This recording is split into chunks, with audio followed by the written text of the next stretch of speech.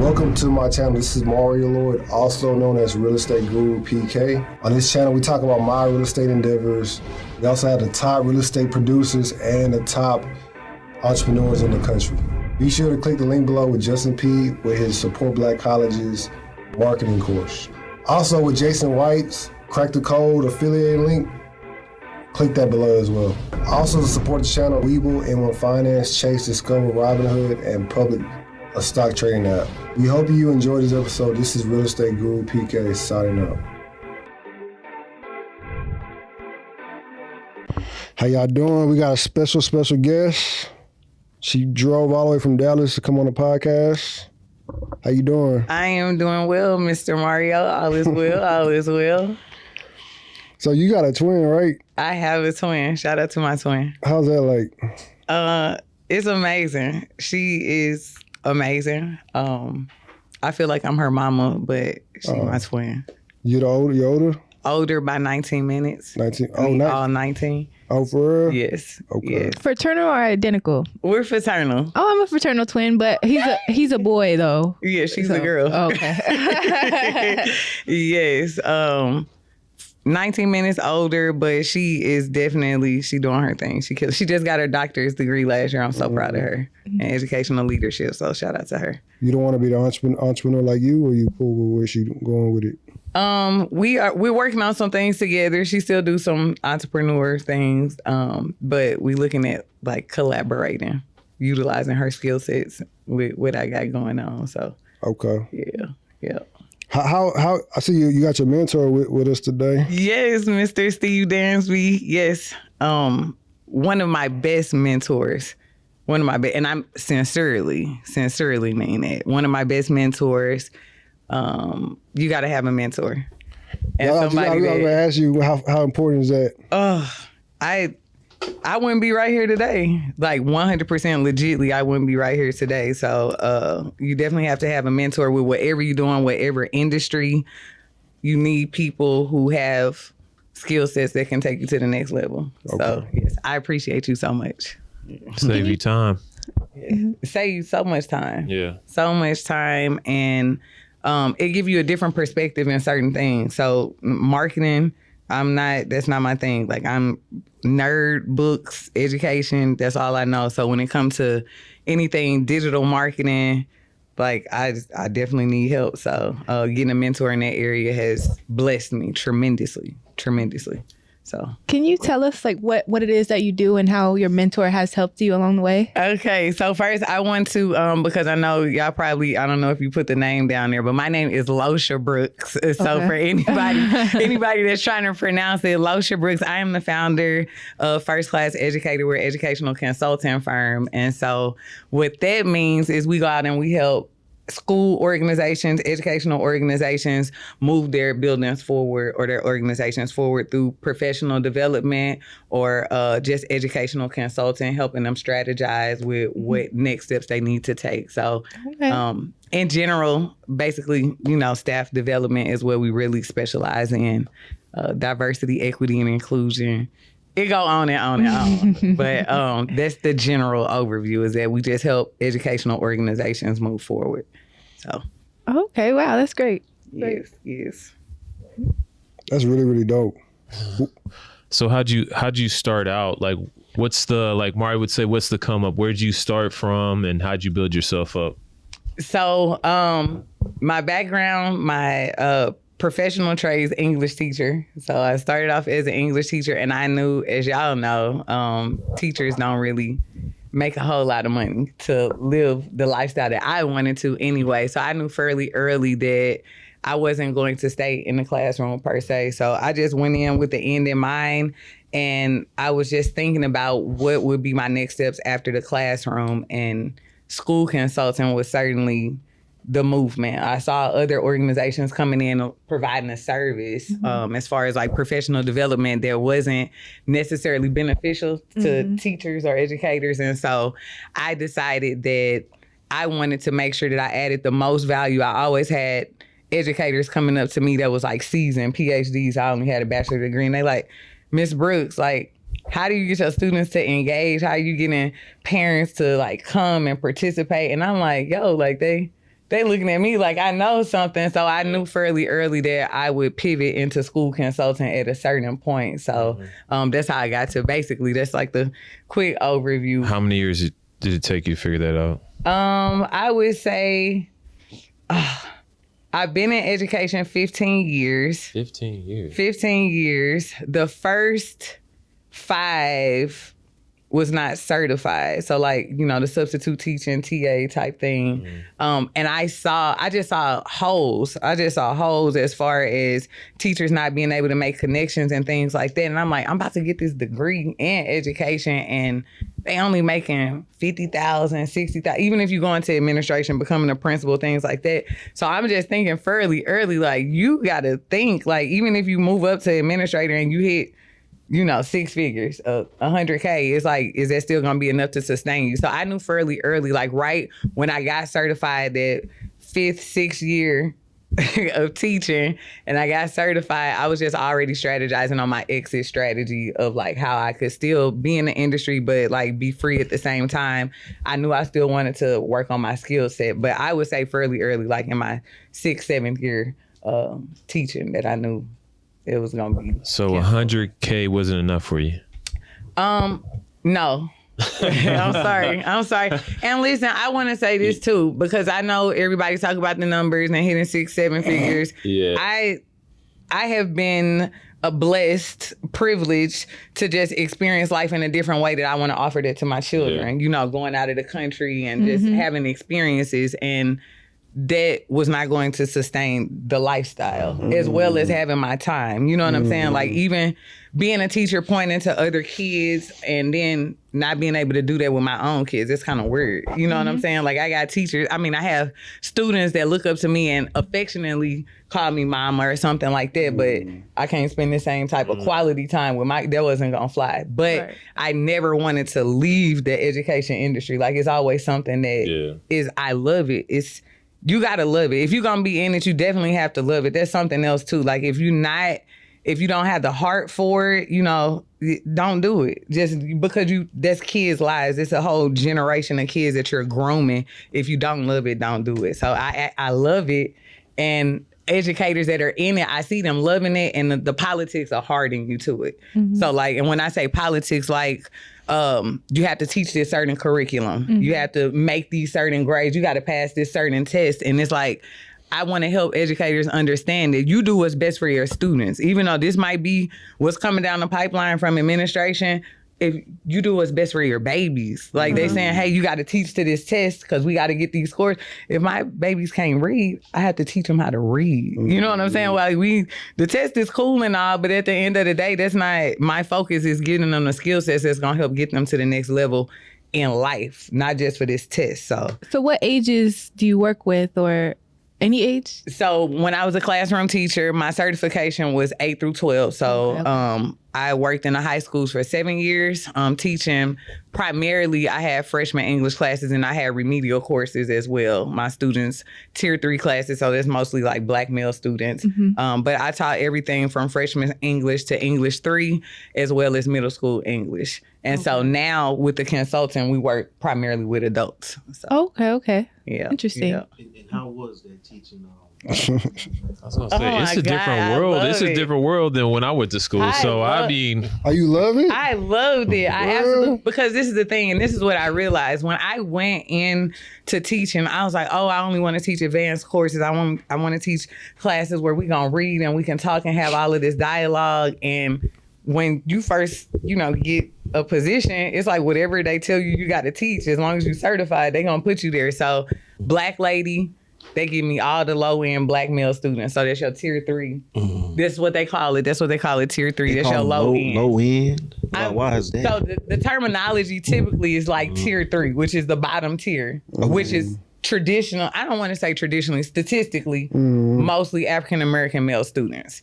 And so when I had these classes, I'm like, yo, like they my babies. I'm not gonna be like, no, they're not advanced placement kids. I don't want to teach them. You know what I'm saying? So I just developed strategies to where I knew that in order to engage them, I had to bring in culturally responsive material. So a lot of the books and stuff that I selected, they could see themselves in it. And so they had an urban dialect. And so my students, they want to read the books because the characters look like them, they talking like them. I was doing like August Wilson plays before Denzel produced Fences. Like that's one of I really loved it, really engaging them with different type of literature. And so I have my students, my black boys running the class like, James not here, Miss Brooks, can I read his part? If I let them have characters and things like this. So it was amazing. I loved it. I absolutely love it. And so it was difficult. I'm sorry. Oh, no, go ahead. Okay. I do have a question, but go ahead. Okay. It was difficult making the transition to actually like leave the classroom to go into consulting because I loved what it was that I did, but I knew that I had a calling on a higher level as far as what I had to offer to the education industry. Okay. So I have a question for you. So as a teacher, do you feel like there needs to be a change in the school's curriculum as far as what we're teaching our kids and maybe like implementing financial literacy? Like, I'm a grown adult and I'm barely learning about taxes and stuff like that. So do you feel like okay, 1,000,000,000%. Great question. I mean, and we know that, you know what I'm saying? That's why to come on a podcast, you know what I'm saying? Did they have this class in school? Did they have like podcasting in school?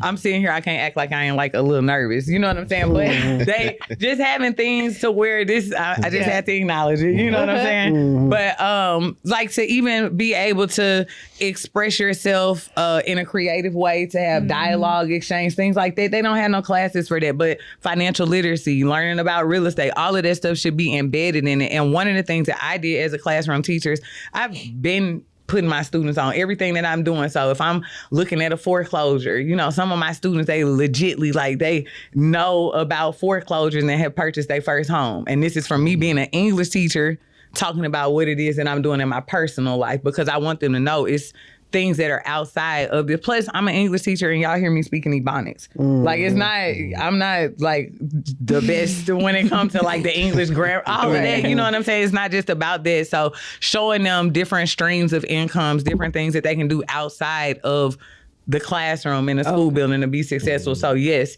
there definitely can be a change in curriculum. Do you feel like there's a lot of things in the curriculum that are pointless that we teach our kids? Like, it's just a waste of time. Like, yeah.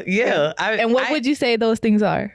When you think about certain concepts that are not relevant to you actually being a productive citizen. So, chemistry.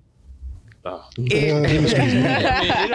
think it depends. It does depend. What I like about it is that it introduces you to different I think concepts. So math, social studies, science, all of those things are important. So my thought process now in saying things that are pointless is like things that are relevant to today. So at one point they may have been relevant, but I don't think there has been a lot of time to really curate what is most important to this generation right now that's going to help them function in this particular society, if that answered the question. It did. Because I don't want to just be like, it's all whack. I don't want to, you know what I'm saying? I don't want to say that. At one point it was relevant, and now they could revamp some things for surely, like majority of it. Do you think like the system was created, like they said, it's a Rockefeller system created to create workers rather than entrepreneurs? Because probably 60, 70, 80 years ago, most people were entrepreneurs. Yeah, it's nothing entrepreneur about the curriculum. Public school education. It's nothing. There is nothing entrepreneur about it at all. And even when, so I always made things I felt relevant to my students being successful, again, outside of the classroom. So structure writing.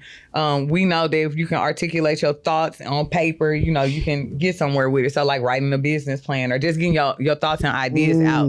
They don't do that. They don't have, even if you do have a class, and what I noticed, and shout out to everybody I've worked with. Okay, so if y'all see this, it's nothing to shade, but business classes taught by teachers who don't have business. You know what I'm saying? That's not like, how is it? That's not, so when they doing the work, I'm just saying, you know what I'm saying? When my students is telling me what they got going on, like in the DECA class, and the DECA is like the business class where they, go out and maybe compete and things like that. My students are coming to me like, Ms. Brooks, can you help us with our business plan? And I'm talking about, working with them. This is not my class I'm teaching. They win in the competitions. I seen one of the young ladies post on her story. She's opened her second location for a nail studio that she got in St. Louis. You know what I'm She's saying? in high school? She was in high school. She's Oh, probably okay. 3 years out of high school now. Okay. 2 locations in St. Louis. You know what I'm saying? And this is just based on I told them when they came to me and they like, Miss Brooks, you know, we made it to the next level in the competition, this and that.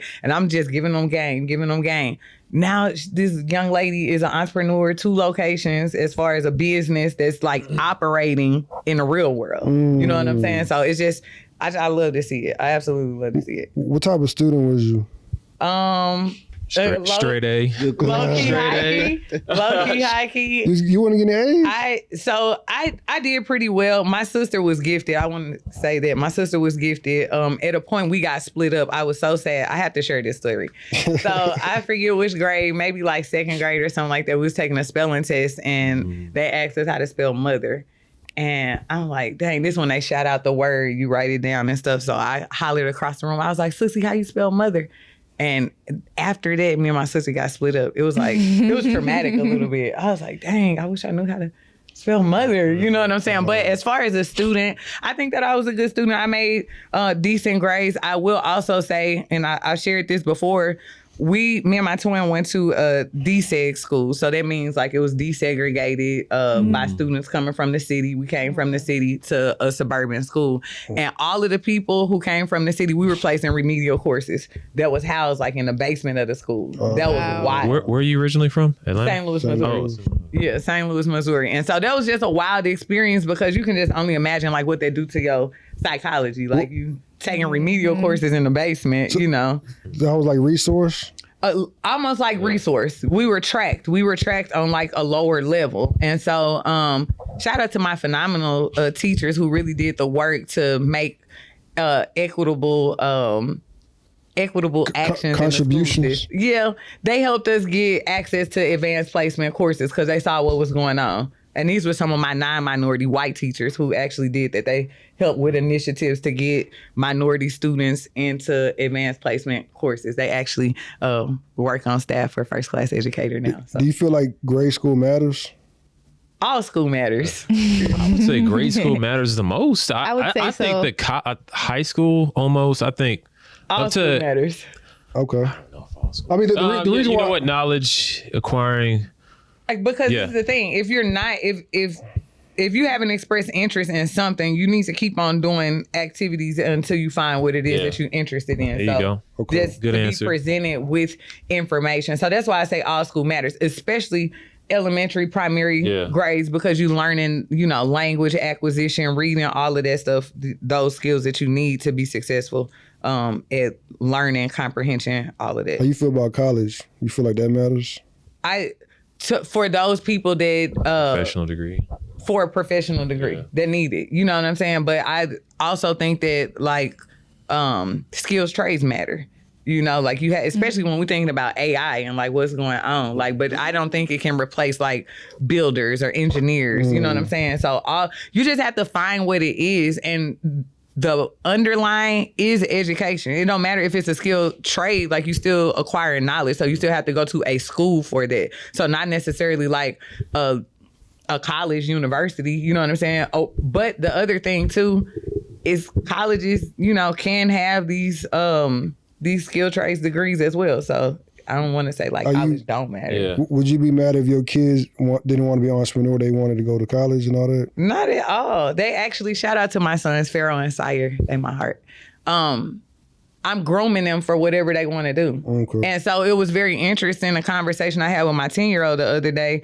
He said, yeah, you know, so when I go to college, and it kind of took me back a little bit because they know like we in real estate, they know, you know, entrepreneur, all of that. And like my oldest son, I'm not, whatever he chooses to do, I support whatever he does. They express interest in being entrepreneurs. So when my 10-year-old said, yeah, so when I go to college and I major in, and I was like, dang, you know, I'm not dang like I'm upset, but it was like, dang, like he be thinking on his own. You know what I'm saying? So I'm not mad at it. I just love to give him the information. And so, and he's homeschooled. My 10-year-old, I've been homeschooling him the last 2 years, going on 3 years. So why did you homeschool? Is there something wrong with the school system that we need to know about? No, it started. Duh. No, I'm just. I'm just kidding. I'm curious because So it started during COVID, and my youngest son had got accepted into a Montessori program. And if y'all know anything about Montessori schooling, it's like exploratory learning, and you can't do that online. What does that mean? Montessori is Maria Montessori is a young lady who came up with the concept where it's exploratory learning, where students gravitate towards certain areas of the classroom, and the teacher then comes and gives them a lesson on what it is that they're exploring. Versus you come to class and this is a lesson. It's like the class is set up and you kind of go on about your day. I was a Montessori kid, and shout out to all the Montessori kids. Oh, that's nice. I really think that it gives you a different perspective on life, and it does allow you to explore things that you are interested in, because it's not like this is like forced on you. It's like, what are you interested in? It makes you love learning. It makes you love learning and want to explore more, And so I started homeschooling my son when they had to go online. Well, both of my kids, when they had to go online, and I'm like, you can't do Montessori like online. So then I withdrew him because I wasn't gonna have him sitting in front of a computer. Like, I was so excited for him to get accepted into the Montessori program, but once they had to go online, I'm like, no, like, we got this. And it was so fun. Oh my God, I love the homeschool. I love it. They're homeschooled till this day. So my youngest son is. My oldest son just decided that he wanted to go back in 8th grade because he's going to high school and want to do the sports and all of this. So we made a pact that as long as he got the work done that I needed him to get done, and I felt comfortable that he could go back second semester of 8th grade. So he just went back in 5th. You got to make straight A's, or are you one of those? Or so even when we talk about like straight A's, it's like really master a concept, like master like what it is that we trying to get through in this lesson. So I'm not gonna say I was like, oh my God, you need to get 100% on this. You know what I mean? It's like really understand, like, are you doing the research? Are you supporting, this paper with evidence and things? Like, where are you getting this information, understanding it? And then mixing it in with just things that I want them to know about. So having them watch, videos and give me like their thoughts about it, watching like 19 Keys and other like thought leaders and things like that, and exchanging dialogue. And, he did what I needed him to do. And so, and he did well. And when he went back to public school, he did well. He did good. So shout out to Pharaoh. That's my firstborn. I love him. No, go. What's like 2 or 3 important concepts that you would say would move? Like, if you had to tell somebody, these are 3 concepts that you need to do in order to be successful. Like, I have 3. 1, discipline, and learn how to learn things, and to be consistent, I think the most important thing is like understanding like your purpose. Like what do you feel your purpose is? And so I think that's a lot to do with your gift and your talent. Like, what are you good at? And I think your purpose is attached to like your gifts as well. So really understanding your purpose, your gifts, and then the concept of like being of service, if that makes sense. If those are things. What if, like, I always look at, you don't know what you're not good at. So like you said that you want your kids to experience things. So like, to me, like, I would think I wasn't good at something, I would be bad at it, and then I'd all of a sudden just get good at it. You know what I'm saying? So I like the concept of like experiences, having those experiences. Like you taking your kids out of the country. I never wanted to go out. I thought it was a waste of money until I went to Brazil and I saw how people lived in cars, but, were happier than the average American, So. Yeah, no, experience definitely plays a major role, I think, in people even understanding like what else there is out there and how can they, function in that environment or contribute to that environment. And so for me, taking my kids out of the country is worth more than, any tennis shoes or any clothes, design, all of those things, because I want them to experience more outside of like going to Atlanta or Miami and like being like turned up about that. Like, I want them to see culture and see like how people are, like you said, living. Appreciate. situations and they like so grateful. And so one of the things last year, I took my kids to Bali and Singapore. And so I had them, when they came back, I was homeschooling both of them at that time. They had to write a paper on their experience when we went, we did both of those countries at the same time. And so my youngest son, he had just talked about how the people in Bali, the language that he used, he was like, although it's a third world country, like the people seem so happy. And it was like, I want him to see that it don't take all of the material things to be happy, you know, and even just like, how can you have happiness without having to feel like you need all of these things to make you happy? And then like, how can you contribute at the same time, you know, in that same space? So. Yeah, experiences certainly matter. They certainly matter. How was it like growing up in St. Louis? St. Louis, I love St. Louis. St. Louis is a wild boy. It's a wild boy. Is your family still over there? My grandmother is still there. My twin, I got cousins and stuff there. St. Louis is interesting because it's very segregated, and people don't really know that about St. Louis. And then even when you go there, you know, it may not seem like that, but to go other places and to be very well traveled and just to know like the lay of the land, to know my educational experience, being a part of a desegregation program, graduating in 2006, like they'll let you know, like if they still had a desegregation program at that time, like what it could potentially be like. I won't say it was like bad. I think it was probably like any urban city in America. I was born in 88, so you can, in 80s baby, you know, coming up. It was interesting. I love St. Louis. I feel like it's a lot of community for people who choose to have community. I like the bigger cities, like moving to Dallas, because I feel like there's more opportunity by design. And I feel like St. Louis is limited as far as opportunity by design. And then you can't create like more land in this particular, you know, space. So people kind of crowded on top of each other and things like that. So all of that mixture is a little, you know, it's a little...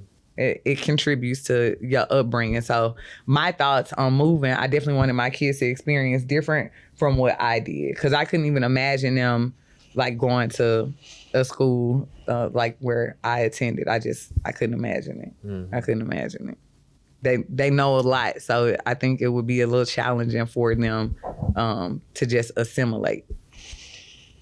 How you feel about it's been happening a lot. How you feel about teachers like having like relationships with their kids?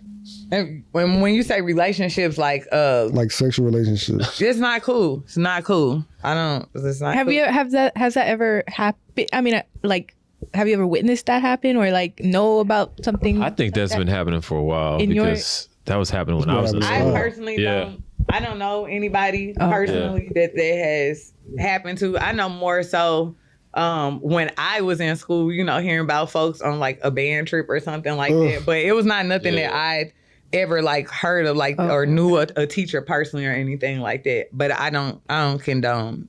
That's not something I condone. Cause that's like happening a lot. Yeah, I mean, and you hear, I know recently in the news there was some ring stuff that was going on or whatever, but yeah, I don't. People that I know, I feel like have great morals that I choose to be around anyway. So that's not anything that I've ever had to like be like, oh my God, like stay away from this person. I don't know nobody personally. Okay, that's cool. Yeah. CA? SCA? Oh, the school consultant. Yes, what? Yes, the SCA. I am so sorry. Yes, the SCA. So I'm not sure if you know about the SCA. No, go ahead. The School Consultant Accelerator. Okay, no, what is that? First, with my school consulting business, because it has been so, I would say, successful, I had a lot of educators that were asking, like, how did you get into school consulting and moving into the business? It's been sold? No. Successful. Oh, successful. It's not sold. Okay. I still got it. Okay. I still want it. Okay. First class educator, I still want it. Man, seen the cash out already.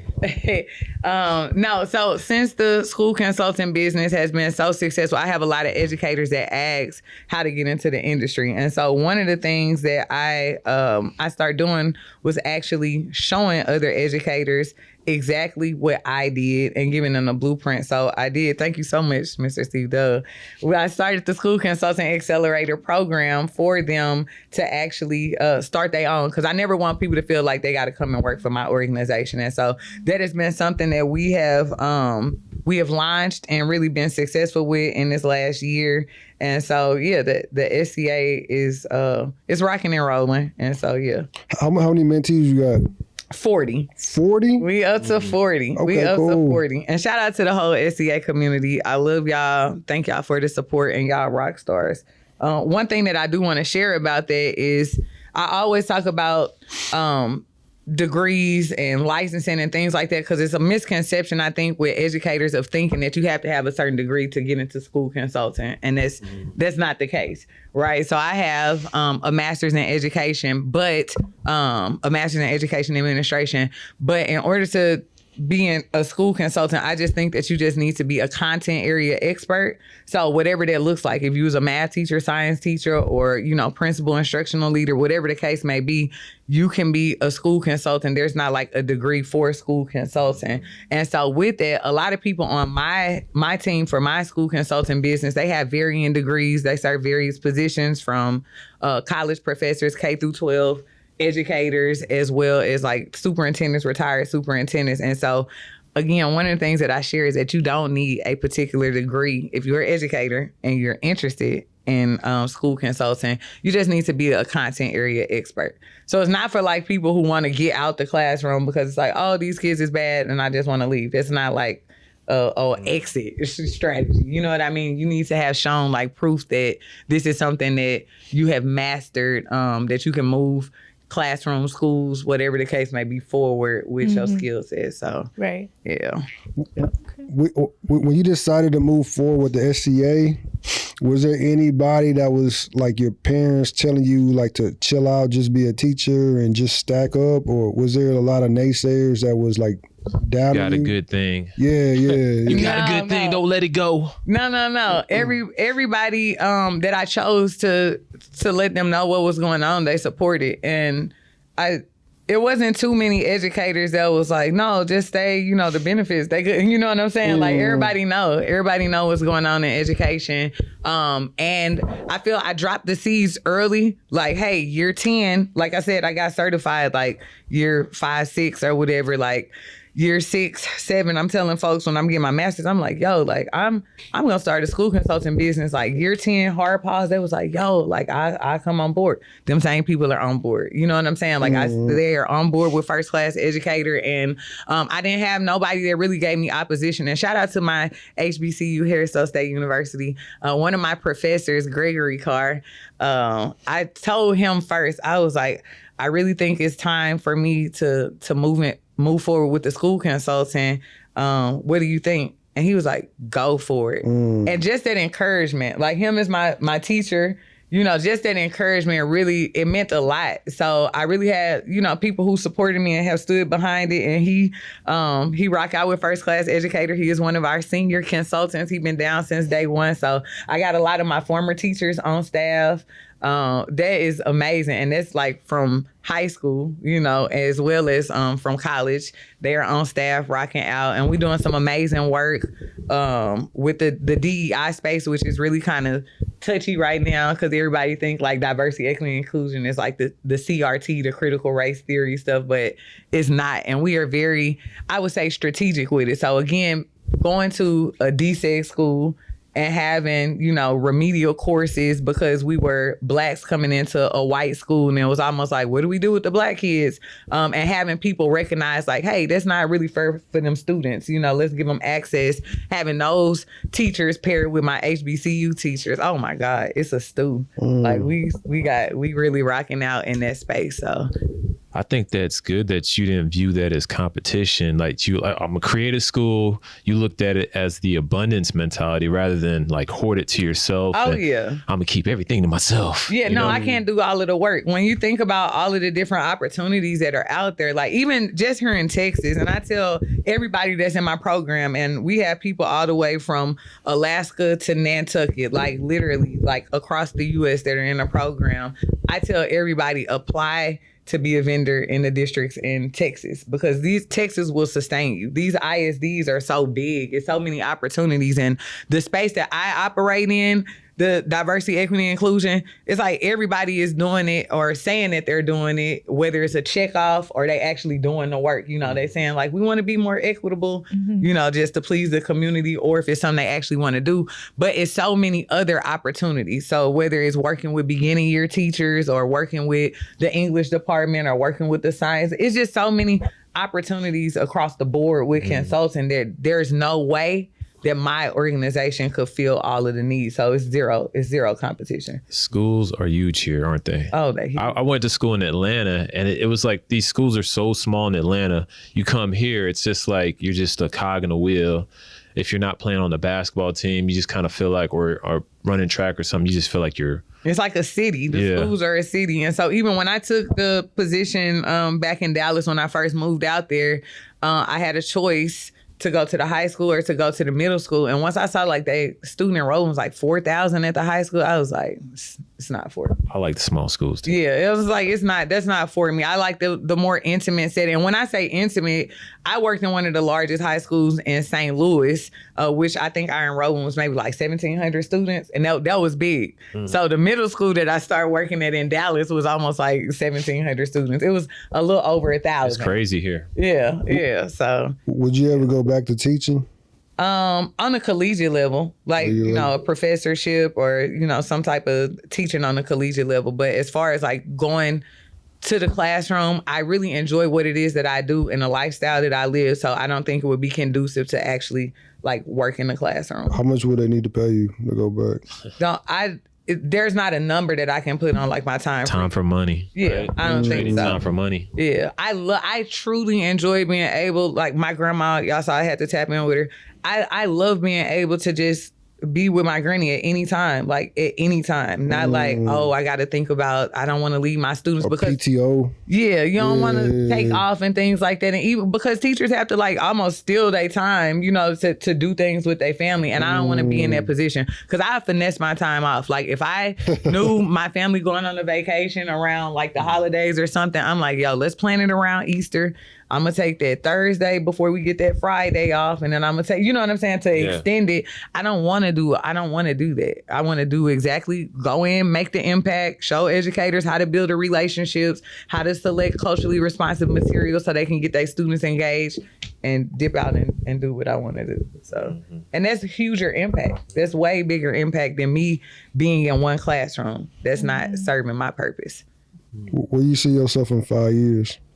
5 years. I definitely see myself with some developments internationally in regards to education and real estate, like paired together for surely.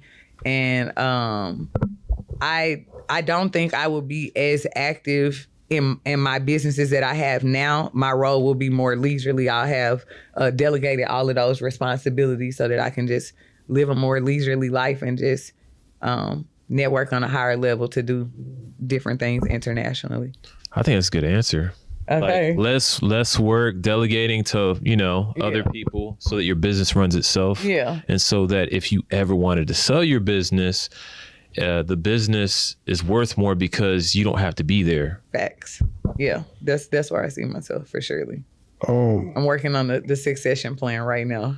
Is getting married important to you or no? Very. I mean, and that's one of the things that I want the businesses to be functionable so that I plan on getting married and having more kids. How many kids? At least 2 more. Like 2 more? 2 more. At least. I want some girls. Do you think being like a high earner makes it a little more difficult to find a partner? And would you date someone who makes less than you? That is a very good question. I don't want it to go viral like that. I was going to answer the same thing because I think it's harder the more successful you are. It's like your pool of men just kind of just shrinks. Yeah, I don't want to ask you. And that's just because they can't keep I don't want to be disrespectful. I'm a pivot because I want to respond this way to that question. Being a successful African American woman, I have been told by peers that I should look outside of my race. So I want to approach the question that way simply because I'm very loyal to Black males. I am loyal to my culture, and I say that because I truly believe in a Black family in the position that we are in, and I believe in Black males. And so I don't, by me being a mother of 2 Black males, I want them to know that I believe in them and what it is that they offer to the Black family structure. And I truly believe in the Black family structure. And so with that being said, getting married is certainly important to me. Having more children, I want more babies. I love babies, and my kids they 14 and 10, so they getting older. And as long as I can have them, I'm gonna have them. So there is that. But yeah, I do think that once you do reach a certain level, I don't want to say it's more challenging. I think that you have to use more emotional intelligence, because if we think about where our people are, there has not been a lot of healing. And we talk about like all of these relationship issues and things like that. And I see a lot of podcast interviews that talk about it, but I don't think they really get down to like the actual root cause of where we are, which is a lot of traumatic experiences for us on both sides. So, females want to be like, I don't want to date a man if he not doing it. And then, males saying, oh, she a go.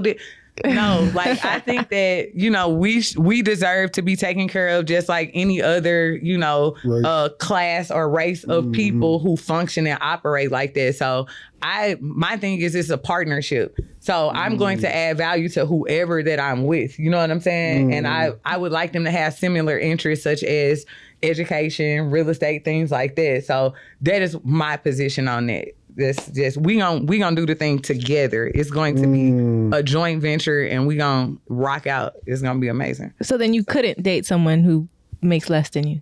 I don't want to say that necessarily, but I think that what we have together will be awesome. Is that answering the question? That was a good answer. Well, That was a good answer. Yeah, great It's answer. like the Great old. answer. Go ahead. Let's not delve too deep into that. That was a good answer. Yeah, I have responsibilities Not right that I take care of very well on my own, and so I'm adding value to any situation, and I have my own taken care of. When I say my own, I have my boys are very taken care of. I'm raising them to be, I feel, successful contributors to society, XYZ, blah, blah, blah.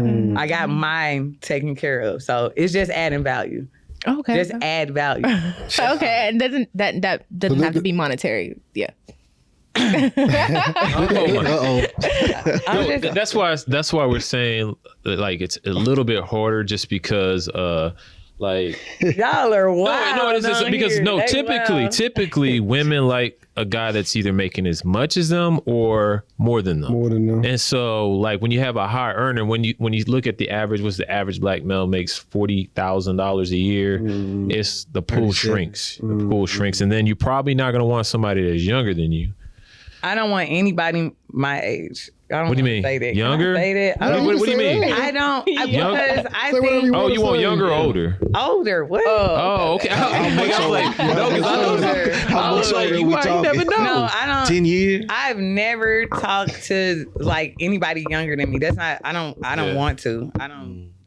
Because I feel like even like being in education so long. So if I've been in education 15 years, so that means I started when I'm like 20. You know what I'm saying? Yeah. I look at everybody. I know this is wild, but I look at anybody younger than me as like my child almost. You know what I'm saying? No disrespect, because there's people out here that's crushing it and killing it. But no, I would prefer them to be my senior. You know what I'm saying? I just think just the How much senior?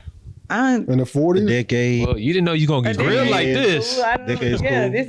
This is y'all digging a lot, but I mean, 10 years is cool. There's nothing wrong with 10 years. It's cool. Okay. Yeah, 10 years is. I think that's good. That's reasonable. They got some wisdom. I and think being an educator, you want somebody a little more seasoned as far as that you can talk to. Somebody younger, you can't really. Yeah. It depends. I think a lot of people. I'm it just depends. like, It's mentality. Like who's that dude? Breon dude? BR? BR. I think, I mean, he's like, what, 21, 22? Yeah. I don't know how old he is, but he's killing it. We got a whole show. I don't know him. I'm sorry. I'm not calling him my son. The age is like 21 is like close to my son's age. Is all. Yeah. No, I'm not telling you to go out. I am not telling you to go out with 21-year-olds. No, I want you coming after me if you do it and you get yourself in trouble. No, I would never. 40 and up, really. To 40 be honest. and up? Yeah. Okay. 40 and up.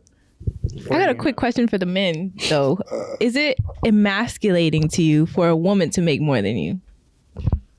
No, I will say it can cause problems. It can definitely cause problems. If a woman, can I explain? What type of problem? Can I explain? Go ahead. Gotta pass. All right, let me explain.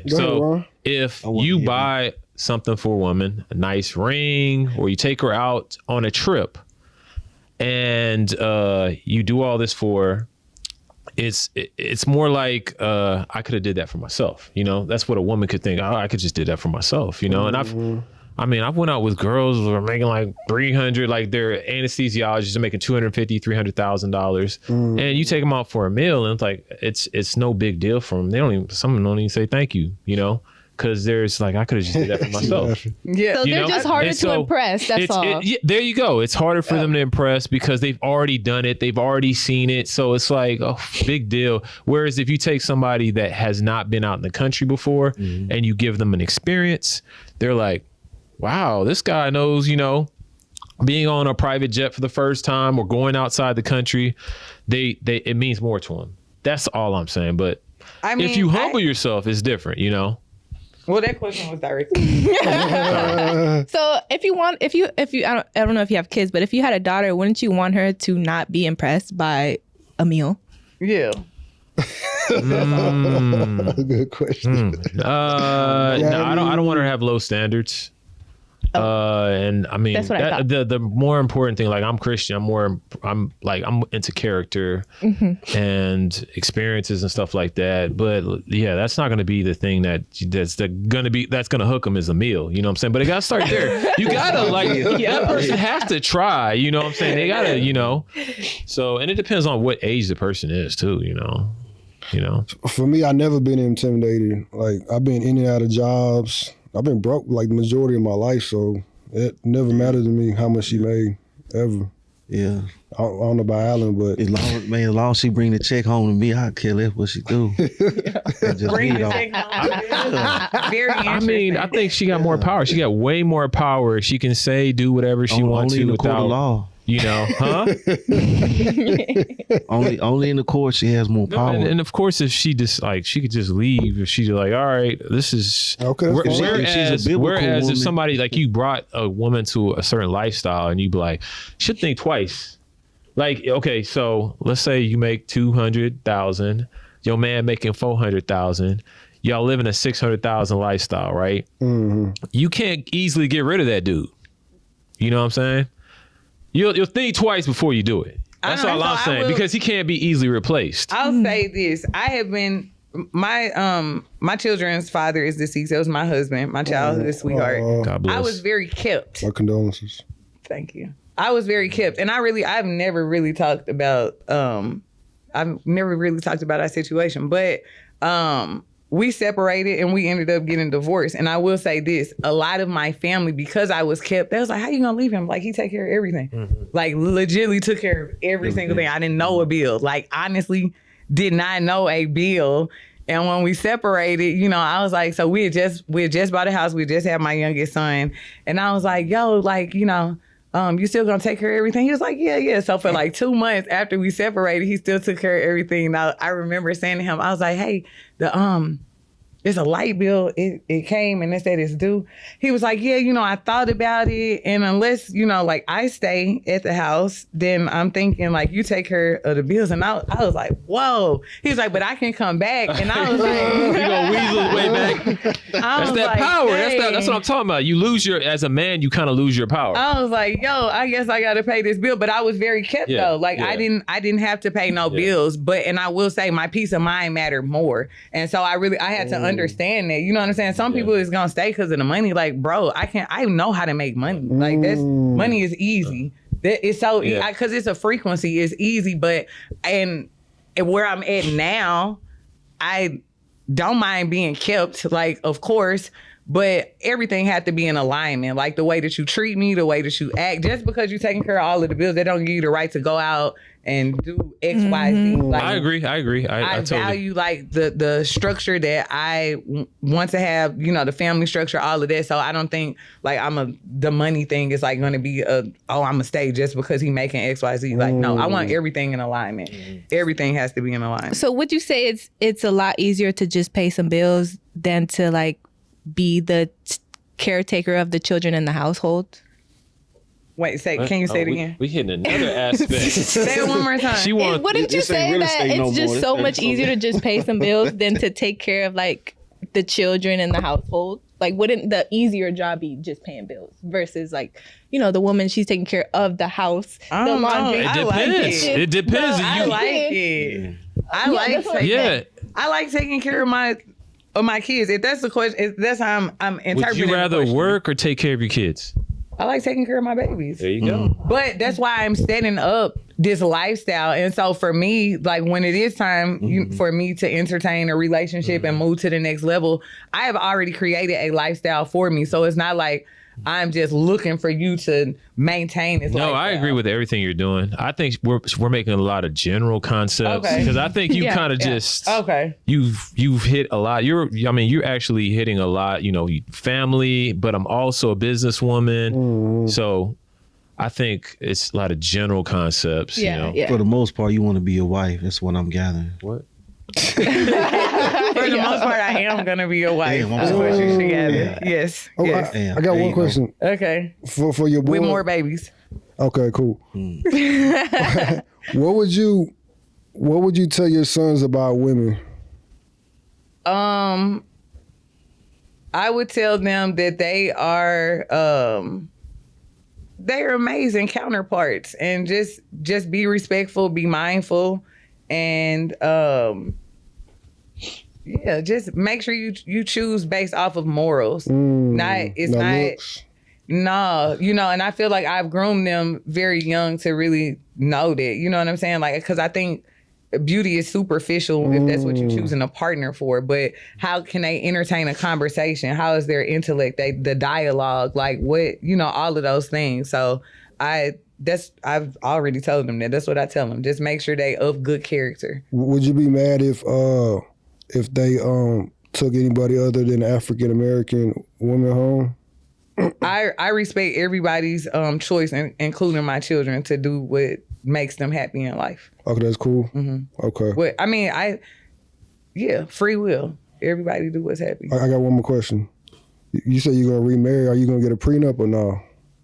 So I have my assets protected with trust. Ooh. So I'm just saying, I structured, you know what I'm saying? Like that's where we at. I spent a lot of foundation building to make sure that when it is time for me to entertain a situation, I don't want nobody to be offended like I want a prenup. Like, no, I've very well structured my businesses, my real estate assets, all of those things. So I don't think I would entertain a prenup because I wouldn't need one based on how I have things structured. How many real estate assets you got? So I have 3 single family homes. Tomorrow I will be closing on an 8 unit. Congratulations. Something to clap about. Wait, in St. Louis? Yeah. I'm gonna clip that one up. Okay. Okay. Yeah. I'm excited about it. I'm very excited. And that's one of the things with my children. I just always let them know wherever it is that you are interested in, I still believe that real estate is a very important pillar of your portfolio. And one of the major ways here in the West anyway to just be successful and to gain wealth. So Are you gonna break it up like Rockefeller, where no matter who they marry, the house is still gonna go to them, and they wives can't like take it in a divorce or something like that? it'll definitely be strategically structured, so they'll know. Yeah, it's definitely a family thing. Shout out to Brooks Brothers Estates. Yeah, it'll definitely be a family thing.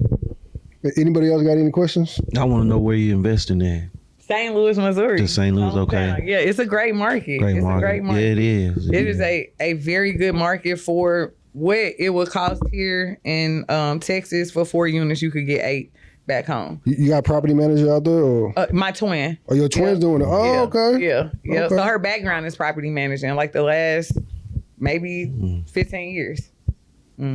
Okay. Yeah. So. What kind of other investments do you have? Are you into crypto or any kind of weird investments that you do? So I have I would say a very small art collection. Okay. It's very small, and I've evaluated them myself. So that is, other than real estate and the education, the digital products, really exploring. Oh, you talking about NFTs? No. Oh. Just the digital course. The course. Okay. Oh, okay. Yeah. That's major in a major way, and I'm looking to keep on growing it and building it with guidance. So as far as investments, those are pretty much it. I don't know nothing about crypto. I'm sorry. I don't know. One last question. Mm-hmm. If somebody want to start what you're doing right now, what would you tell them to do? How to start with what you're doing right now? So the first thing to get into educational consulting, identify your niche. So whatever it is that you're already good at. So if you know that you can work with beginning year teachers, strategize and maybe write out 10 sessions that you can go into an organization to present once a month for a school year, and submit a proposal to a school. So Google local school districts, not the school district that you work in, and look for opportunities to go in and to perform that service. So write out your proposal, identify a decision maker, and submit your proposal to them. So that is the quickest way to get in. How much is your mentorship program? It depends. So the standalone course is $49.97 and 8 weeks, all online, self-paced. But I do also offer private mentorship that if anybody is interested, they can find a way to reach out. It's a little more of an investment, but I definitely walk you through it. The course will sustain you though. And I use terms that are not over anybody's heads. And so I want people to really get into the industry. There's so many opportunities. So definitely tap in if it's something that interests y'all. Oh my God, you can definitely more than double your income, feed your team, all of that. So it's the way to go. Okay. School consulting is the way to go. Sure. Do they have to be a teacher to do what you're doing or no? I would prefer them to be an educator, but you do not. Because just to be honest, in regards to my position, I don't do none of the presenting. I staff everything. So I look to the skill set of my team. So everybody that's on staff, I already know what their strong suits are, and I staff the opportunities accordingly. So you could, in reality, find some educators that you feel are master educators, find opportunities, submit the proposals, and just staff it and pay them. So anybody can get in. I prefer to work with educators because, it's easier. They know the language, they know, outcomes, things like that. So, yeah. Anybody got some more questions? Last question. What do you like to do for fun? Travel. Travel? I love to travel. Oh, okay. I love to travel. Where you been? A quick list. Even if it's in the U.S. Okay, U.S. So everywhere in the U.S. Everywhere in the U.S. What about outside? I wanted to say Japan first because amazing. Most peaceful place I ever been. Narita, Japan. South Africa, Cape Town. I'm getting ready to speak in Kenya, Nairobi. I haven't been there yet, but everything that I saw about it is amazing. Morocco, I've been there. It was Tangier, Morocco. Barcelona, Spain. Amsterdam. Paris. And I'm not pumping Paris up like that. Go to Africa. But I just love to travel. Thailand, I love to travel. It's a nice list. Yeah. Okay, I'm gonna ask you either or question. Okay, either you cool? or. You cool? Yeah. Cool. Flips or rentals? Rentals. Wholesaling or rentals? Rentals. Okay. Airbnb or rentals? Rentals. Okay. Stocks or NFTs? I'm gonna say stocks. Okay, stocks. Stocks or artwork? It's tough. Probably stocks. Stock over artwork? Probably in the long term, maybe. What stocks you got? I don't have. Oh, you don't have anything? I don't have any. Oh, okay. All right. Money or equity? Equity. 2 million followers or rental property? Rental. Okay. 850 credit score, $1 million. 850. 850? 850. Okay. LLC or S corp? LLC.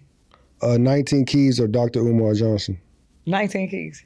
I want to meet 19 keys. 19 Keys? Chop that up. Okay. Chop that up. I'm gonna let you know when we gonna get him soon. Okay. Nelly or Chingy? St. Louis. St. Louis? Yeah. Let's see. St. Louis or Dallas? Oh, I love you, St. Louis, Dallas. Oh, bro. Okay. Yeah. In a major way.